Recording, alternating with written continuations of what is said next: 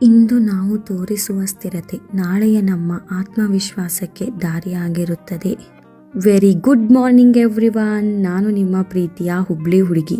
ಇದು ನನ್ನ ಬುಧವಾರದ mini blog.